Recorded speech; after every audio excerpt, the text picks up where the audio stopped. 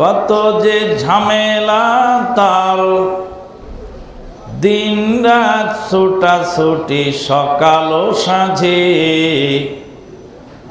সময় হয় না তার দিনের কাজে, শুধু সময় জোটে না তার দিনের কাজে।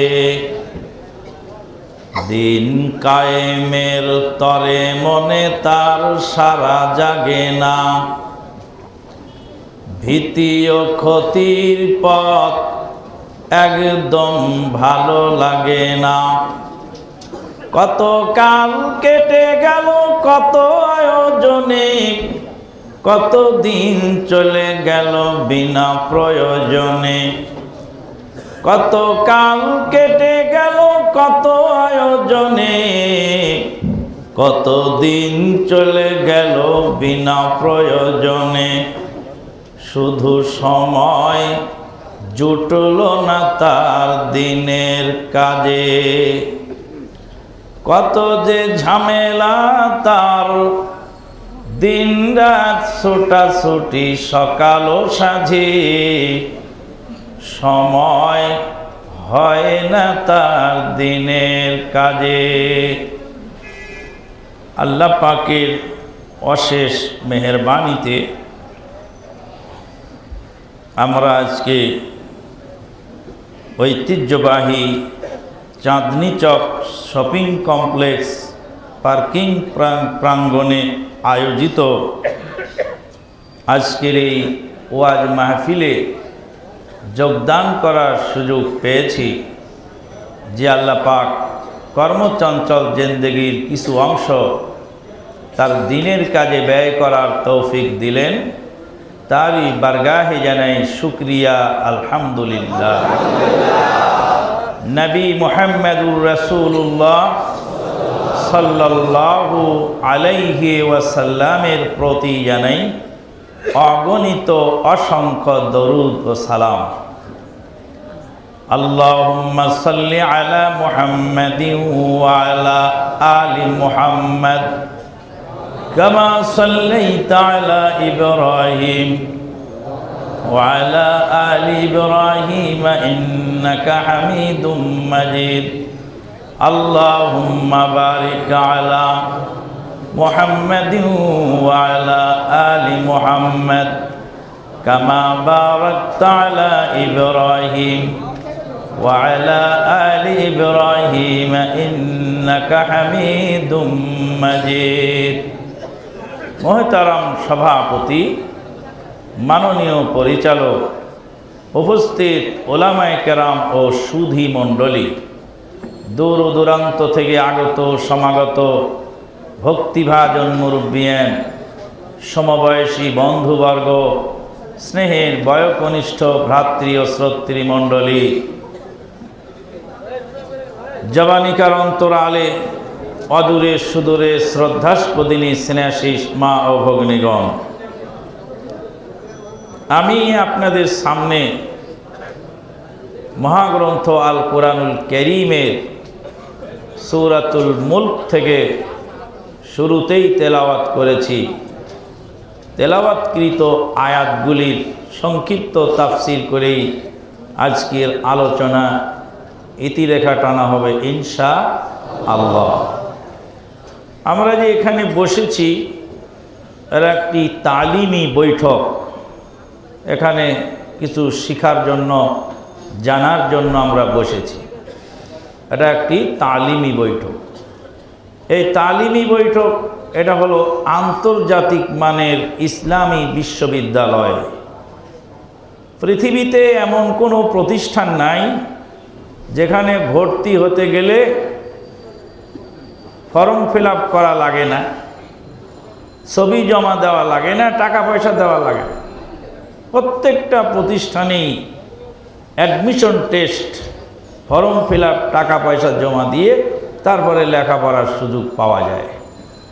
বাপের নাম, মায়ের নাম, চেয়ারম্যানের সার্টিফিকেট, আরও কত কিছু।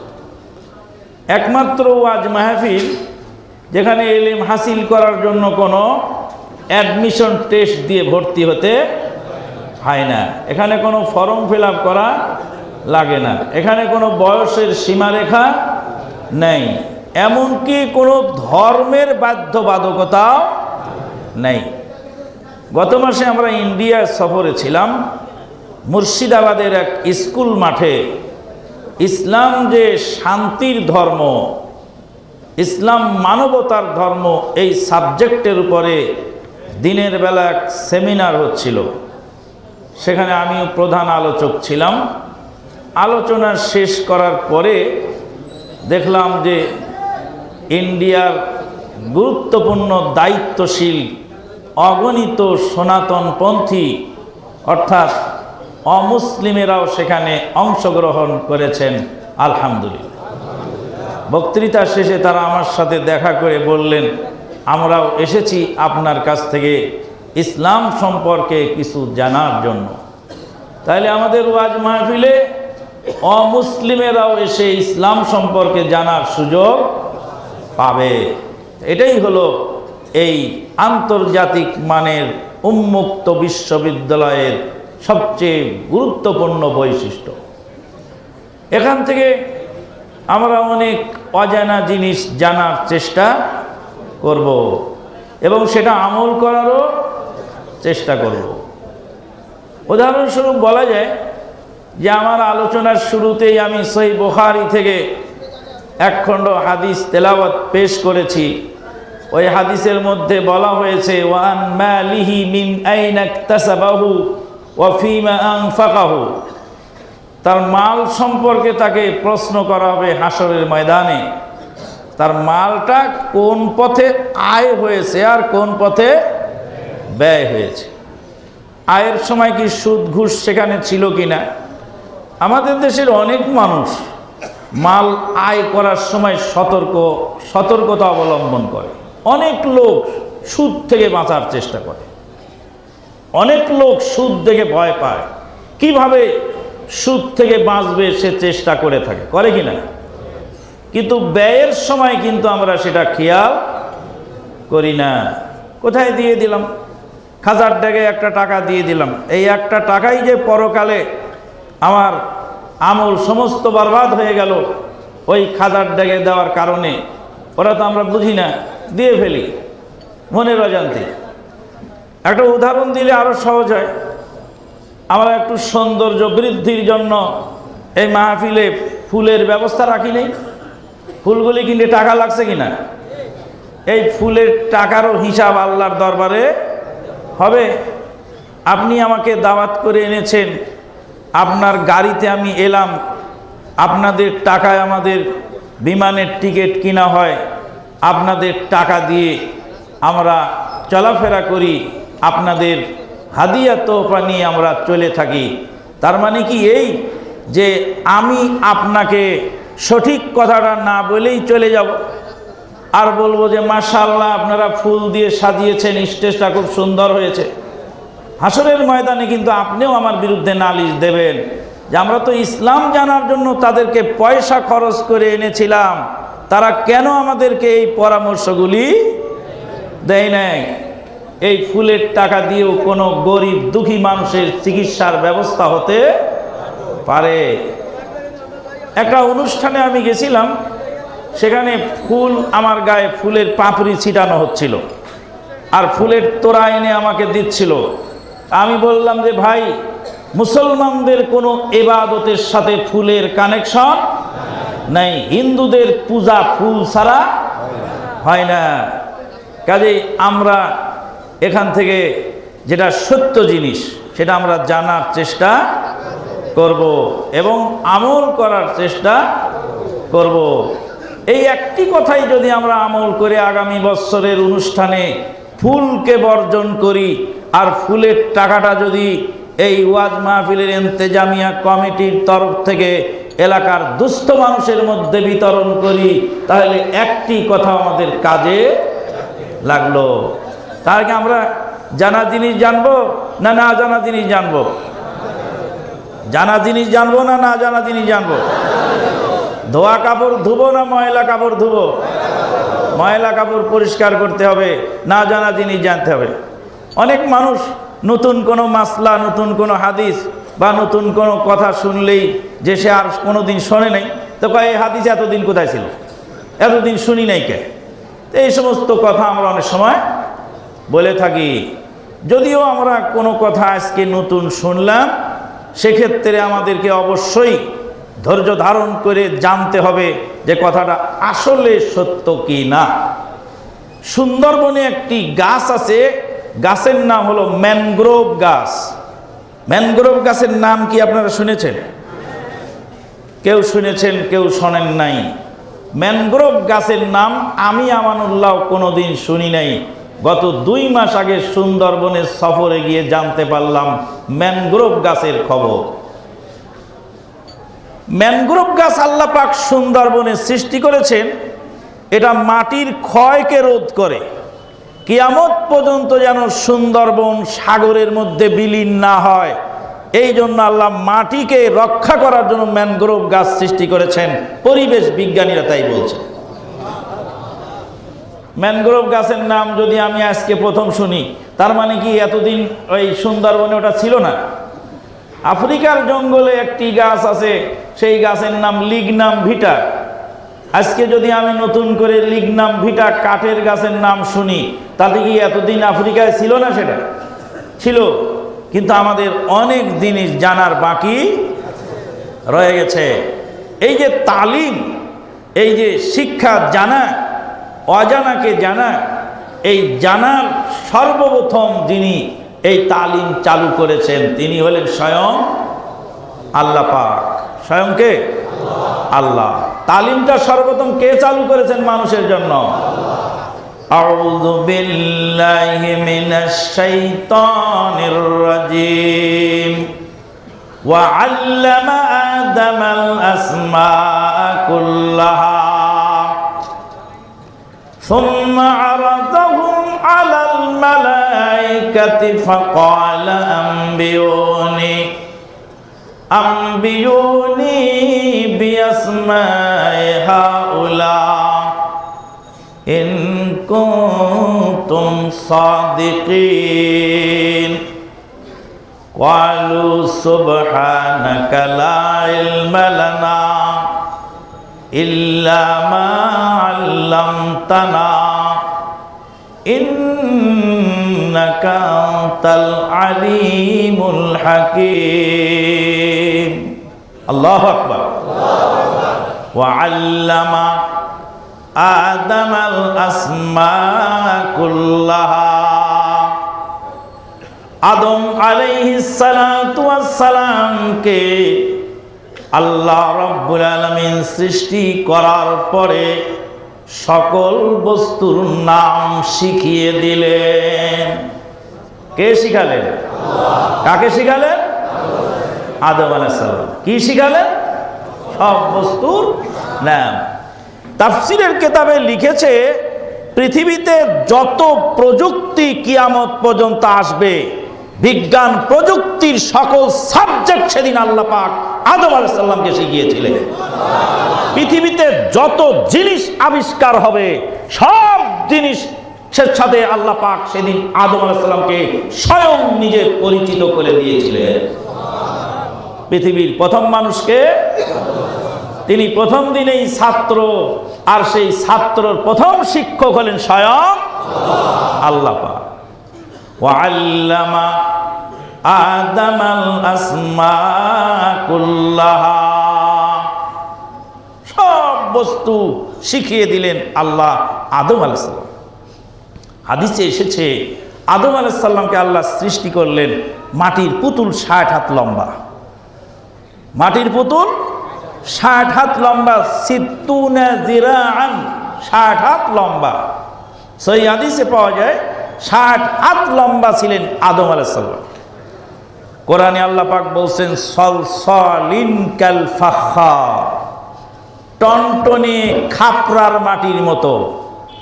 মাটির যে পাতিল আছে না, টোকা দিলে টনটন করে, সলসল মানে হলো টনটনে, কাল ফাখার মানে হলো পোড়া মাটির মতো।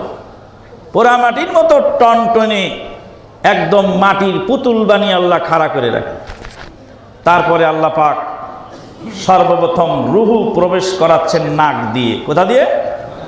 আদম আলাইহিস সালামের নাকের ভিতরে আল্লাহ রুহু ঢুকায় দিলেন।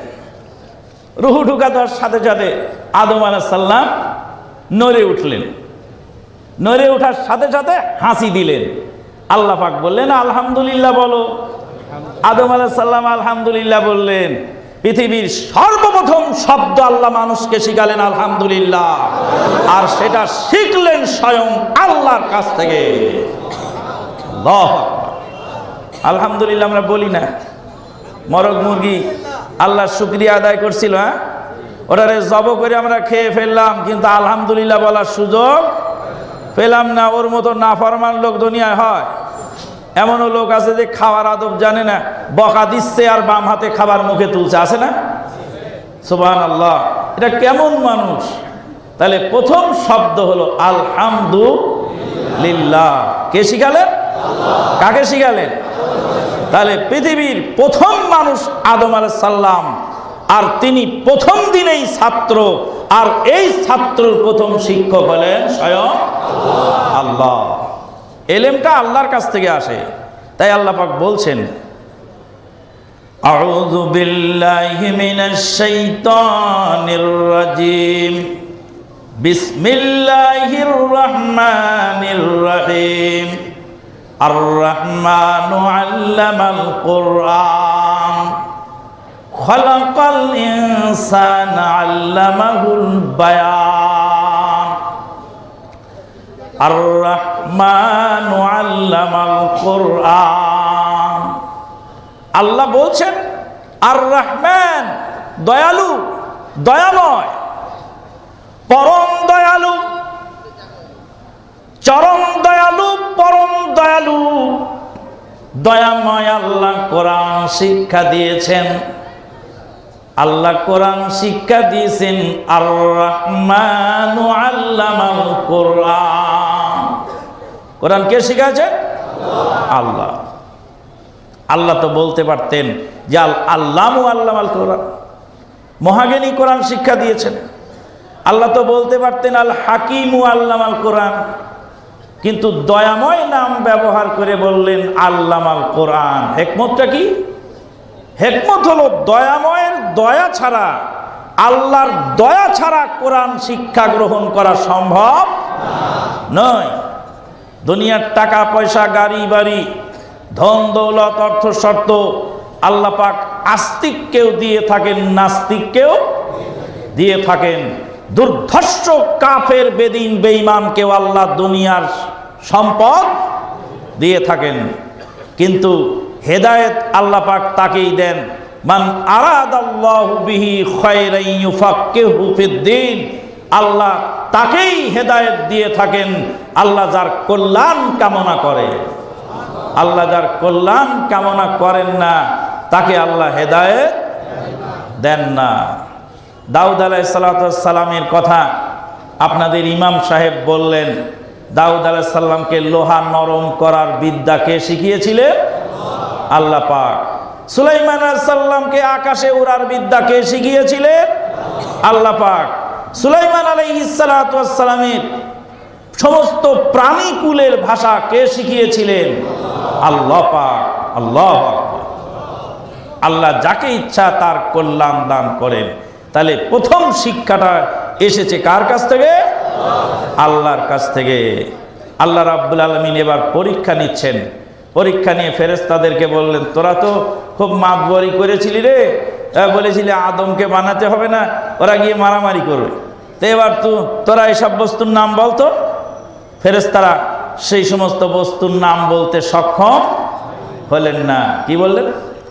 ক্বালু সুবহানাকা লা ইলমা লানা, ক্বালু সুবহানাকা লা ইলমা লানা ইল্লা মা আল্লামতানা ইন্নাকা আনতাল আলিমুল হাকীম।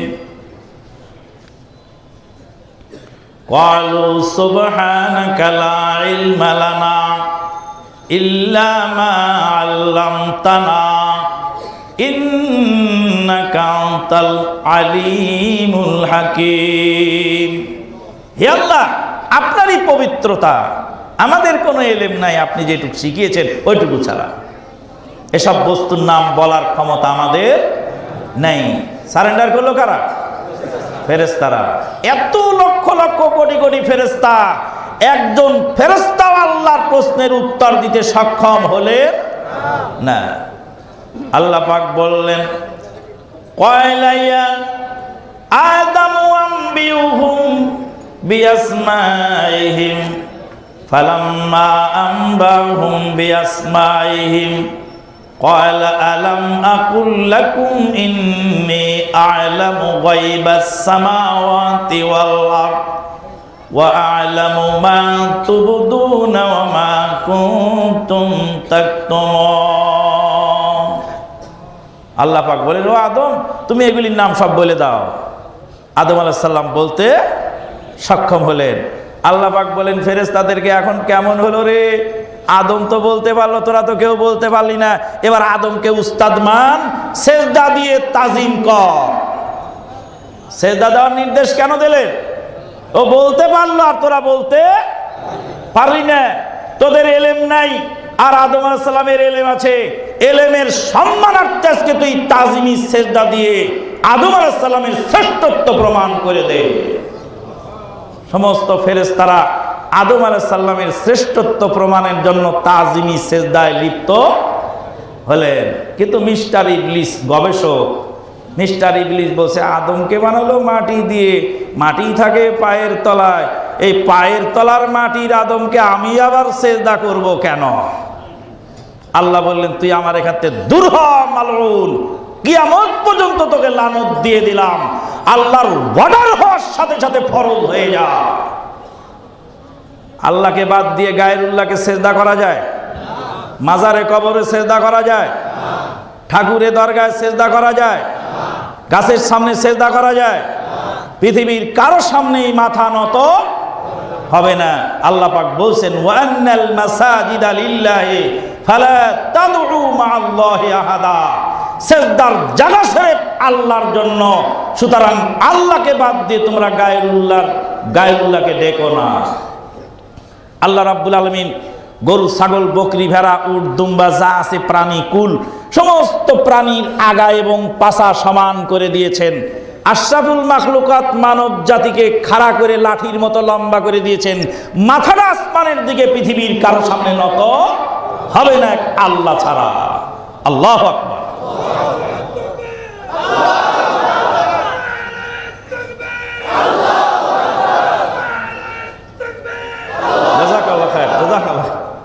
জাযাকাল্লাহ খায়ের।